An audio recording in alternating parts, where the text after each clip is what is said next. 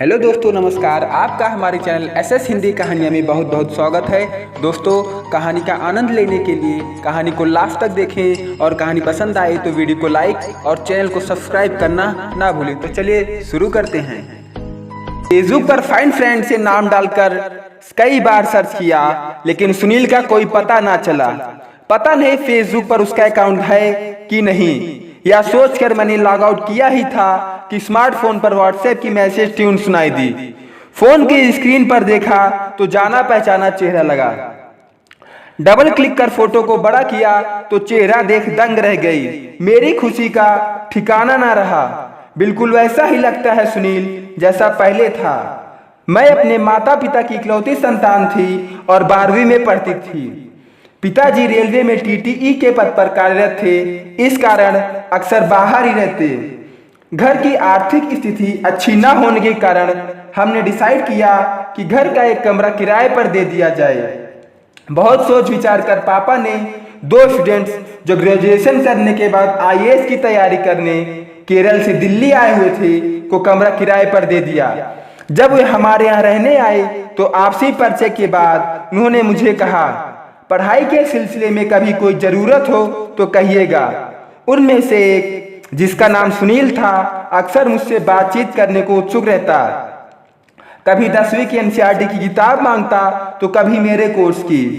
मुझे उसका इस तरह किताब मांगना बात करने का बहाना लगता। एक दिन जब वह किताब मांगने आया तो मैंने उसे बुरी तरह डांट दिया। क्या करोगे 10वीं की किताब का? मुझे सब पता है। यह सब बहाने हैं लड़कियों से बात करने के। मुझसे मेलजोल बढ़ाने की कोशिश ना करो। आगे से मत आना किताब मांगने। उसने अपने पक्ष में बहुत दलीलें दी, लेकिन मैंने नकारते हुए सब खारिज कर दी। उस दिन मुझे स्कूल से ही अपनी फ्रेंड के घर जाना था। मैं मम्मी को बता भी गई थी, लेकिन जब घर आई तो जैसे सभी मुझे शक की निगाह से देखने लगे। बस्ता रखा ही था कि मम्मी पूछने लगी, आज तुम रोशन के साथ क्या कर रही थी? रोशन, मैं समझ गई कि यह आग सुनील की लगाई हुई है। मैंने जैसे जैसे मम्मी को समझाया, लेकिन सुनील ने बदला लेने उसी के रूम में चली गई। तुम होते कौन हो मेरे मामले में टांग अड़ाने वाले? मैं चाहे किसी के साथ जाऊं, घूमे फिरूं, तुम्हें क्या? तुम किराएदार हो, किराया दो और चुपचाप रहो। आइंदा मेरे बारे में माँ से बात करने की कोई जरूरत नहीं, समझे? मैं सुनील को कहकर बाहर निकल गई। दरअसल रोशन मेरी कक्षा में पढ़ता था। अच्छी पर्सनैलिटी होने के कारण सभी लड़कियां उससे दोस्ती करना चाहती थी। मेरे दिल में भी उसके लिए प्यार था और मैं उसे चाहती थी। तो फ्रेंड के घर जाते समय उसी ने मुझे ड्रॉप किया था, लेकिन सुनील ने मुझे उसके साथ जाते हुए देख लिया था। थोड़ी देर बाद बाहर घूमकर आई तो सुनील मम्मी के पास बैठा दिखा। मुझे उसे देखते ही गुस्सा आ गया, लेकिन मेरे आते ही वह उठकर चला गया। बाद में मम्मी ने मुझे समझाया, सुनील ने मुझे उस लड़के के बारे में बताया है, वह लड़कियों से फ्लर्ट करता है। उसका तुम्हारे स्कूल की 11वीं में पढ़ने वाली राधा से भी संबंध है। तुम उससे ज्यादा दोस्ती ना ही बढ़ाओ तो ठीक है। ठीक है माँ, मैंने उन्हें कह दिया। लेकिन सुनील पर भी अब तुम मेरी जासूसी भी करने लगे। मैं किसी से मिलती हूँ, कहाँ जाती हूँ, इससे तुम्हें क्या? इस पर वह चुप ही रहा।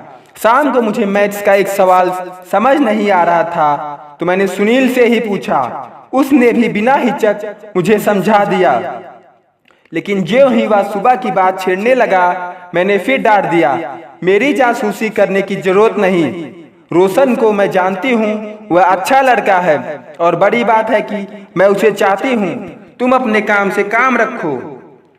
कुछ दिन बाद मैं स्कूल पहुंची तो हैरान रह गई। स्कूल में पुलिस आई हुई थी। पता चला कि रोशन और राधा घर से भाग गए हैं। अभी तक उनका कुछ पता नहीं चला। पुलिस ने पूछताछ वाले लोगों में मेरा भी नाम लिख लिया। वो मुझे थाने आने को कहा। पापा दौरे पर गए हुए थे, सो मम्मी ने कोई सहारा न देख सुनील से बात की। फिर न चाहते हुए भी मैं सुनील के साथ थाने गई। वहां इंस्पेक्टर ने जो पूछा बता दिया। सुनील ने इंस्पेक्टर से मेरी तारीफ की, रोशन से सिर्फ क्लास फेलो होने का नाता बताया और ऐसे कि जैसे मेरा बड़ा भाई हो, मुझे बचा लिया। उसकी बातचीत से इम्प्रेस होकर इंस्पेक्टर ने उसके सिमरन नाम भी हटा दिया। घर आए तो सुनील ने मुझे समझाया, ऐसे लड़कों से दूर ही रहो तो अच्छा है। वैसे भी अभी तुम्हारी उम्र पढ़ने की है, पढ़ लिख कर कुछ बन जाओ, तब बनाना ऐसे रिश्ते, तब तुम्हें इनकी समझ भी होगी। साथ ही उसने मुझे दलील भी दी, मैं तुम्हारे भाई जैसा हूं, तुम्हारे भले के लिए ही कहूंगा। दरअसल गुस्सा तो मुझे खुद पर था कि मैं रोशन को समझ न पाई और मुझे प्यार में धोखा मिला, लेकिन खीस सुनील पर निकल गई। मेरी इस बात का सुनील पर गहरा असर हुआ। राखी का त्योहार नजदीक था, सो शाम को आते समय सुनील राखी ले आया और मम्मी के सामने मुझसे रोशन के बारे में बताने व समझाने के लिए क्षमा मांगता हुआ राखी बांधकर भाई बनाने की पेशकश कर खुद को सही साबित करने लगा। मैं कहाँ मानने वाली थी। मैं पैर पटकती हुई बाहर निकल गई। उसने राखी वहीं टेबल पर रख दी। पापा अगले दिन जम्मू से लौटने वाले थे। मैं और मम्मी घर में अकेली थी। रात के लगभग 12 बजे थे कि अचानक मुझे आवाज मारती हुई मम्मी उठ बैठी। मैं भी हड़बड़ा कर उठी और देखा कि मम्मी के नाक से खून बह रहा था। मैं कुछ समझ न पाई, बस जल्दी से दराज से रुई निकालकर नाक में ठूस दी और खून बंद करने की कोशिश करने लगी। इधर उधर देखा, कुछ समझ न आया कि क्या करूं, लेकिन अचानक सुनील के कमरे की बत्ती जलती दिखी। कल उनका एग्जाम होने के कारण वे दोनों काफी देर तक पढ़ रहे थे। तभी मम्मी बेसुध होकर गिर पड़ी। मैंने उन्हें गिरता देखा तो मेरी चीख निकल गई, मम्मी। मेरी चीख सुनते ही सुनील के कमरे का दरवाजा खुला। सारी स्थिति भांपते हुए सुनील बोला, आप घबराइए नहीं, हम देखते हैं। फिर अपने दोस्त करण से बोला कि ऑटो लेकर आए, इन्हें अस्पताल ले जाना होगा। ऑटो लाकर उन दोनों ने मिलकर मम्मी को उठाया और मुझे चिंता न करने की हिदायत दी। देखकर मम्मी को ऑल इंडिया मेडिकल हॉस्पिटल की इमरजेंसी में ले गए।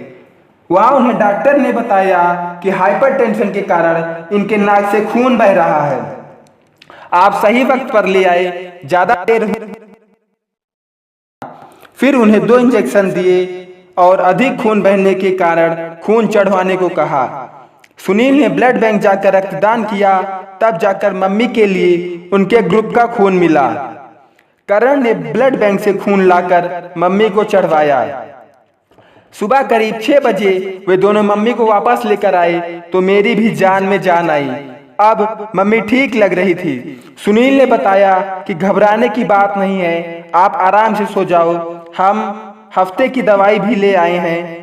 आज हमारा पेपर है, लेकिन रात भर जगे हैं, अतः हम भी थोड़ा आराम कर लेते हैं। मम्मी को सलामत पाकर मैं भी बहुत खुश थी।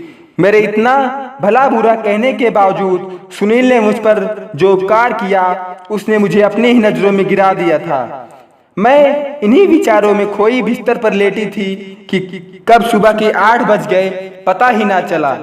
मैंने देखा सुनील के कमरे का दरवाजा खुला था और वे दोनों घोड़े बेचकर सोए थे। अचानक मुझे याद आया कि आज तो इनका पेपर है, अतः मैं तेजी से उनके कमरे में गई और उन्हें उठाकर कहा, पेपर देने नहीं जाना क्या? हड़बड़ा कर उठते हुए सुनील ने घड़ी देखी तो उनकी नींद काफूर हो गई। दोनों फटाफट तैयार होकर बिना खाए पिए ही पेपर देने चल दिए। मैंने पीछे से आवाज देकर उन्हें रोका, भैया रुको।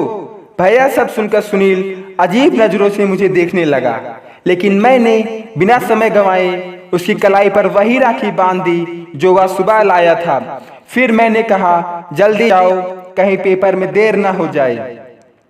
शाम को जब पापा आए और उन्हें सारी बात पता चली तो उन्होंने जाकर उन्हें धन्यवाद दिया। मैंने भी पूछा, पेपर कैसा हुआ? तो सुनील ने हंसकर कहा, अच्छा कैसे नहीं होता, बहन की शुभकामनाएं जो साथ थी। अब मैं और सुनील अनमोल रिश्ते में बंध गए थे, जहां बिगड़ दुछिपाव के एक दूसरे के लिए कुछ करने की तमन्ना थी। मेरा अपना तो कोई भाई नहीं था, सो मैं सुनील को ही भाई मानती। स्कूल से आती तो सीधा उसके पास जाती और बेझिझक उससे कठिन विषयों के बारे में पूछती। कुछ ही दिन में सुनील के तरीकों से पढ़ने पर मुझे वो विषय भी आसान लगने लगे जो अब तक कठिन लगते थे। घर का कोई सामान लाना हो या अपनी ज़रूरत का, मैं सुनील को ही कहती। कभी किसी काम से बाहर जाती तो सुनील को साथ ले जाती। वह जैसे मेरा सुरक्षा कवच भी बन गया था। कभी कभी लोग मेरी बातें बनाते तो सुनील उनको भी बड़े तरीके से हैंडल करता। एक बार एक अंकल ने कुछ कह दिया तो सुनील बेझिझक उनके पास गया और बताया, या मेरी मुंह बोली बहन है, गलत ना समझें। अगर आपकी लड़की अपने भाई के साथ जाती दिखे और लोग गलत समझें तो आप क्या करेंगे? उनकी बोलती बंद हो गई, लेकिन फायदा हमें हुआ। अब गली के लोग हमें सही नजरों से देखने लगे। कुछ दिन बाद मेरा जन्मदिन था। मैं काफी समय से पापा से मोबाइल लेने की जिद कर रही थी, लेकिन हाथ तंग होने के कारण वे खरीद नहीं पा रहे थे। मेरे केक काटते ही सुनील ने मुझे केक खिलाया और मेरे हाथ में मेरा मनपसंद तोहफा यानी मोबाइल रख दिया, तो मैं इसे पाकर फूली नहीं समाई। उस समय नए नए मोबाइल चले थे। मैं खुश थी कि मैं कॉलेज जाऊंगी तो मोबाइल के साथ। कुछ दिन बाद उनकी प्रतियोगी परीक्षा समाप्त हुई तो पता चला कि वे वापस जाने वाले हैं। यह जानकर मुझे दुख हुआ, लेकिन मेरी भी मत ही मारी गई थी कि मैंने उनसे उनका पता, फोन नंबर कुछ ना पूछा। बस यही कहा, भूलना मत इस अनमोल रिश्ते को। जिस दिन उन्होंने जाना था उसी दिन मेरी सहेली का बर्थडे था। मैं उसके घर गई हुई थी और पीछे से सुनील ने कमरा खाली किया और दोनों केरल रवाना हो गए। वापस आने पर मैंने पापा से पूछा तो पता चला कि उन्होंने भी उसका पता ठिकाना नहीं पूछा था। इस पर मैं पापा से नाराज भी हुई। मैं सुनील द्वारा बताए गए परीक्षा के टिप्स अपनाकर 12वीं में अव्वल दर्जे से पास हुई और कॉलेज मोबाइल के साथ गई, जिससे हमारे अनमोल रिश्ते के क्षण छिपे थे। फिर कॉलेज के साथ साथ जब प्रतियोगी परीक्षाओं देने लगी तो मुझे ज्ञात हुआ कि एनसीईआरटी की किताबें इनमें कितनी सहायक होती हैं। तब मुझे अपनी नादानी भरी भूल का भी एहसास हुआ। अब मैं हर साल राखी के सीजन में सुनील को मिस करती। जब बाजार में राखियां सजने लगती तो मुझे मुंह बोला भाई याद आ जाता। समय के साथ साथ मोबाइल तकनीक में भी तेजी से बदलाव आया और फोन के टच स्क्रीन और स्मार्टफोन तक के सफर में न जाने कितने ऐप्स भी जुड़े, लेकिन मैंने अपना नंबर वही रखा जो सुनील ने ला कर दिया था। भले मोबाइल बदल दिए, मैं हर बार फेसबुक पर फ्रेंड में सर्च करती, सुनील का नाम डालती, लेकिन नतीजा 0 रहता। कुछ पता चलता तो राखी जरूर भेजती। इस बीच सुनील ने भी कोई फोन नहीं किया था। अचानक व्हाट्सएप पर मैसेज देख दंग रह गई। तभी व्हाट्सएप के मैसेज की टोन बजी और मेरी तंत्र भंग हुई। सुनील ने चैट करते हुए लिखा था, नया स्मार्टफोन खरीदा तो पुरानी डायरी से नंबर देख सेव करते हुए जब तुम्हारा नंबर भी सेव किया तो व्हाट्सएप में तुम्हारा फोटो सहित नंबर सेव हुआ, देख मन खुश हो गया। फिर फटाफट व्हाट्सएप पर अपना परिचय दिया, मैं तुम्हें याद हूं ना या भूल गई। सुनील के शब्दों से मेरी आंखें भर आई। तुम्हें कैसे भूल सकती हूँ निस्वार्थ रिश्ता। अगर तुम ना होते तो शायद उस दिन पता नहीं मम्मी के साथ क्या होता। मेरे किशोरावस्था में भटके पाँव कौन रोकता। मैंने फट से मैसेज टाइप किया, राखी भेजनी है भैया, फटाफट अपना पता व्हाट्सएप करो। मिनटों में ही व्हाट्सएप पर ही पता भी आ गया और साथ ही पेटीएम के जरिए राखी का शगुन भी। साथ ही लिखा था, इस अनमोल रिश्ते को जिंदगी भर बनाए रखना। मैंने पढ़ा और अश्रुपूरित नेत्रों से बाजार में राखी पसंद करने चल दी अपने मुंह बोले भाई के लिए। तो दोस्तों, आज की कहानी में बस इतना ही। कहानी पसंद आई हो तो कमेंट बॉक्स में जरूर बताएं और ऐसी ही कहानियां सुनने के लिए चैनल को सब्सक्राइब और बेल आइकन को ऑल पे करना ना भूलें। तो मिलते हैं आपसे अगली वीडियो में, तब तक के लिए नमस्कार।